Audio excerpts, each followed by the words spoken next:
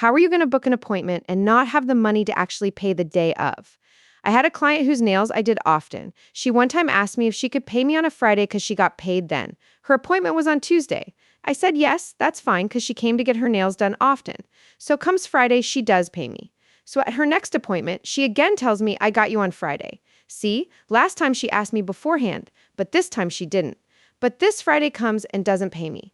I reminded her on Saturday, so she paid me on Sunday. And her next appointment, also I got you on Friday again. So come Friday, and again she does not pay me because her job didn't pay her. So she ends up paying me 3 days later. Now it's her next appointment. I don't know why I keep taking her, but this time she tells me she has the money for me today. Right before we finish, her boyfriend calls her that he needs the money back for her nails that he gave her, and turns to me and says, "Sorry, I had the money, but my boyfriend needs it back because he's the one who gave it to me." So she does this the next appointment, but this time apparently ends up in the hospital. So of course I felt bad, so I write her on Tuesday making sure she's okay, not asking about payment. But she said I'll pay you in Cash App half and in cash tomorrow, which I was confused because I was writing to check up on her, not to ask about money.